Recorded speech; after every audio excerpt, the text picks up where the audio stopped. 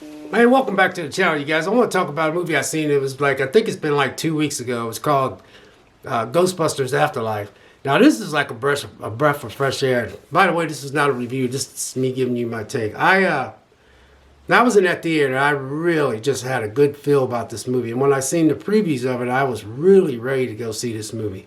Now, when I first sat in there, it kind of, I kind of thought it drug in a little spots here and there.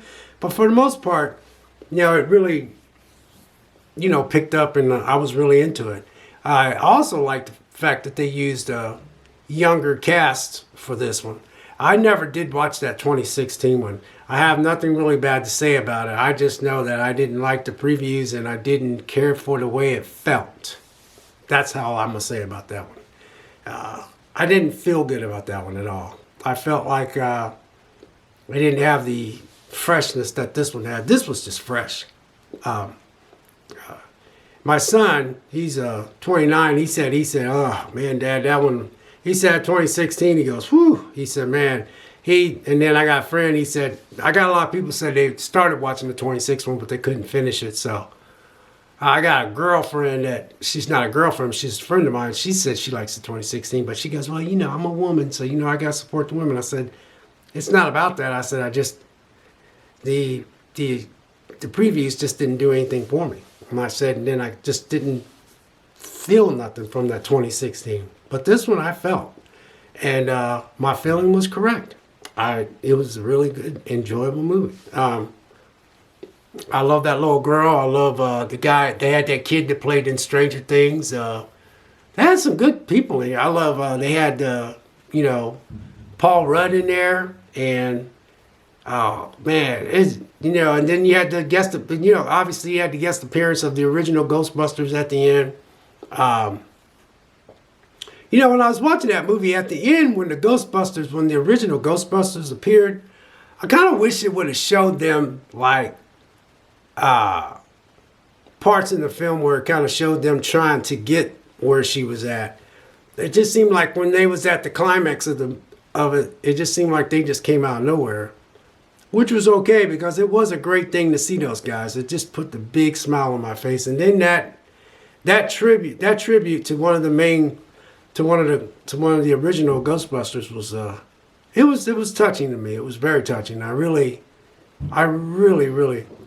liked that. I really did. I really loved the fact that my cat's running around. I really liked the fact that they did that. It just felt so good that they did that little tribute to him. Earl Ramis, I think is his name is, but he was in Stripes. I think he was in Stripes with Bill Murray, if I ain't mistaken. But I really liked him, and I just love how they did that. And I also love how it felt. The movie felt, when the teenage kids, the kid that played in Stranger Things had the hots for the sheriff's daughter, and he got a job at this restaurant. And then they all wanted to hang out at this place, and then it started rumbling up under them and stuff, and they looked down, and it just the way you guys, I'm telling you, I thoroughly enjoyed this. This is another one of those movies that are going to be owned on 4K Blu-ray, and I'll probably get it 4K and digital because I like to have both of them. So when it's available, I'll probably get that on digital and 4K, because it's a 4K on. But just the way the movie was made and stuff, and then it just felt so good, because I remember the original Ghostbusters. Man, I was really young back then, but I really liked the first one. I liked the second one, but the first one is by far the best one to me.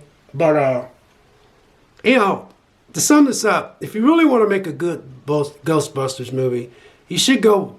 This is the closest that they, to me, have come to really capturing that feeling that they captured of the original one. And if they was going to make another Ghostbusters with the original cast, I really hope they put their heart and soul in there. Just really make a really good, compelling story and really just do a good job if you're going to bring back the original cast. You know what I mean? And I know Sigourney Weaver was in there. I mean, it was just awesome. It was awesome. I was really happy. I was just, I tell you, you guys support the movie industry, man. Support the theaters, Just support the theaters, man, because it was fun just being in the theater watching that movie. It was fun being in the theater watching, a lot of movies that I wouldn't go see in the theater. So, anyway, Ghostbusters Afterlife. I had the feels, and the feels was spot on.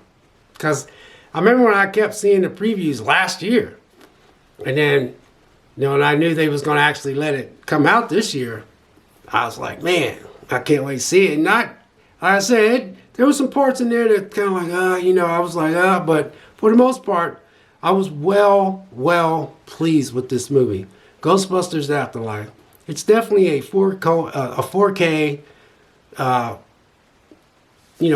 4K movie that you should own. And that's going to be in my little, 4K collection. So anyway, you guys, God bless. Take care, and we'll catch you next video. We'll see you.